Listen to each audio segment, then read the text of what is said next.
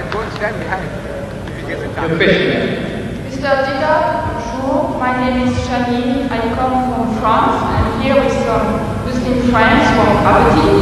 And my question is, what would you say to a person who doesn't believe in any religion? Or if you prefer, what would you say to his question, to believe or not to believe? What was it? Just without the mic. The question is not directly relevant. However, I'll put it to the speaker and see if he's prepared to answer. The question is, what is your opinion, or what is the Islamic perspective relating to a person who does not believe in religion? Is that the gist of your question? Not exactly. I'm here with some Muslim friends. I am not convinced in Islam. And I would like to know what you would say to a person who is a non-believer when this person says to you, believe or not to believe.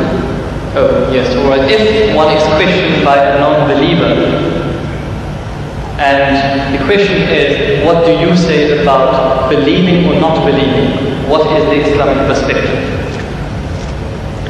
You see, there is a person who, every person ought to believe. He believes in something, right or wrong. There is a type of person who doesn't believe. He said, I don't believe that there is God. He says, I'm an atheist. Or the guy says, I'm an agnostic.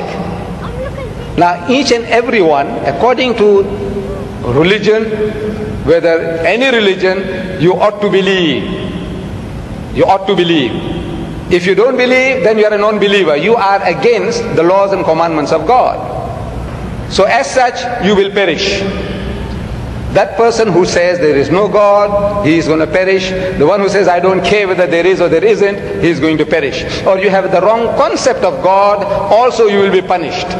According to your understanding, your capacity, your opportunities. There is a type of person who might not have heard the name Jesus. Will God question him? It's unjust, it's unfair. The lunatic, the child, will God question him? Why didn't you believe in my son, Jesus? No. Why didn't you believe in Muhammad? No. You see, each person will be judged according to his understanding, according to his opportunity, his know-how, and the message having reached him or her. So as soon as the message is delivered to you, and you can see the truth, but for some worldly reasons, maybe to please the family, please my people, please this, please that, you said, no, I will not accept the truth. In other words, the person has already been judged in that case. There is no hope for such a person. But there is a type of person who might be ignorant and had never had an opportunity. Like the South Sea Islander. Let's say he never heard about Jesus, he didn't hear about Muhammad, he didn't hear about anything. But he was leading a life according to his norm, according to his standards. God will judge him according to his standards, not according to the Bible, not according to the Quran. So every person will be judged according to his opportunity and his understanding.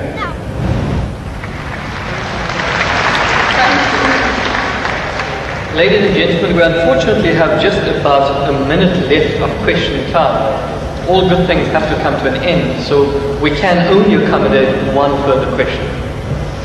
Mr. Didan, I have impression that my question has been misunderstood. I didn't want to challenge you or to hurt you.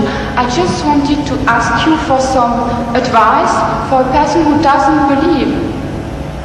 I just wanted also to ask you for advice because I am not a believer. I would want to believe in Islam, but I just want some advice. Yes,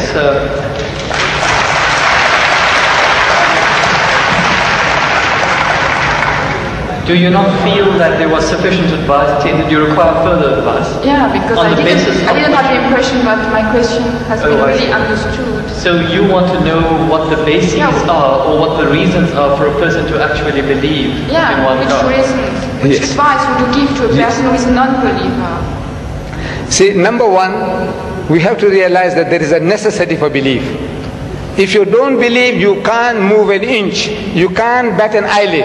We believe. The very fact that you believe that if you come there, stand before the mic, and when you utter the words will reach me.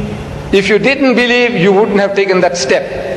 If you didn't believe that you will be visiting this hall and listening to a lecture, you wouldn't have come. So belief is fundamental, is basic to any move that you make. Now, without belief, believe in what? That there is a creator. Number one, that somebody made this machine. Man, woman, he made it. And that this machine is not given without instructions. Every machine carries with it instructions. Never mind how simple that mechanism is, you get instructions. Your washing machine, your hair dryer, your motor car, anything, everything, you need a book of instructions. This most complicated mechanism, the human being, created and left without instructions? We says, no, he has to be given instructions. And God Almighty, we believe that there is a creator, and this creator through his messengers, one of us, he has been conveying those messages to us, directions, instructions to us. Whether those instructions remain in the pristine purity or not, that is something that is now debatable. But the instructions were given, and it is through those instructions alone can man find ethics, can man find morality. Without these instructions, there is no ethics and there is no morality. Man, being an animal by nature, he will behave like animals. It's only because you believe that there is a creator, and this creator said that thou shalt not marry your mother, you will not marry your sister, you will not marry your daughter. We say we believe, we believe, we believe. You say no, I don't believe, then the person is nothing better than the animal. See, the dogs and pigs, the way they behave, he said, well, I behave just the same because I'm an animal also. So you have to believe. But now what are you going to believe? Where is the source of that belief? Instructions which is not contaminated, which is not spoiled. In the origin we say all prophets of God, all messengers of God were divinely ordained. But the messages, because they were not preserved, God sent messengers after messengers. Messengers after messengers. This is his way to rectify his creation. And in that system of sending messengers to mankind, Muhammad was the last, the culminating point in that messengership. And he left with us this book.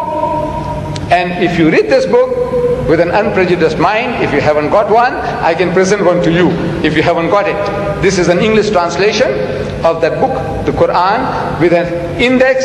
Anything that you want to know about God. Open G, God, more than 140 different references. That you say, I can't believe in God. So he reasons with you. This God of the Quran doesn't say, I'll fix you up and I'll twist your nose and I'll put your pull out. No, no, no. He says, Awalam yara allazina kafaru. He said, how can you not believe in God?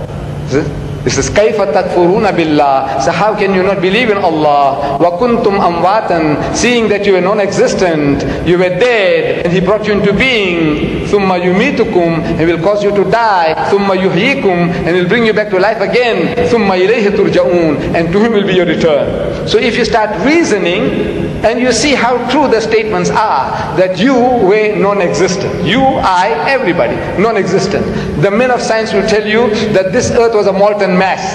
Billions of years, there was nothing on this earth, no life.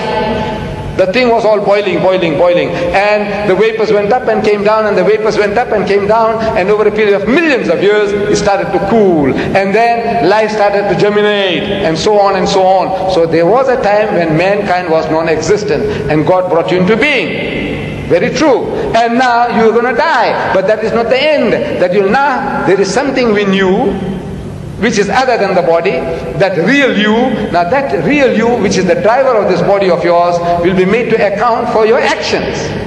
It's only natural that this person, like Hitler, look, he got away with it. He incinerated 6 million Jews. On account of him, 40 million people died in the Second World War. He's just going to get off spot-free? If he says, no, I don't believe, and there's nothing there on the other side, that means he's free, finish.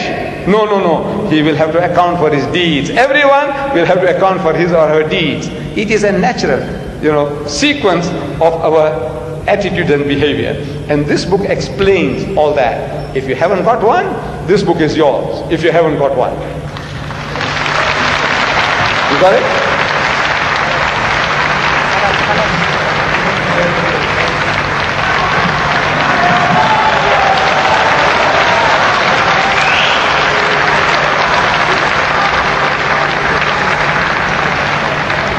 Ladies and gentlemen, unfortunately, all good things have to come to an end. Where at the end of our time span, we cannot accommodate any further questions. Whilst we'd like to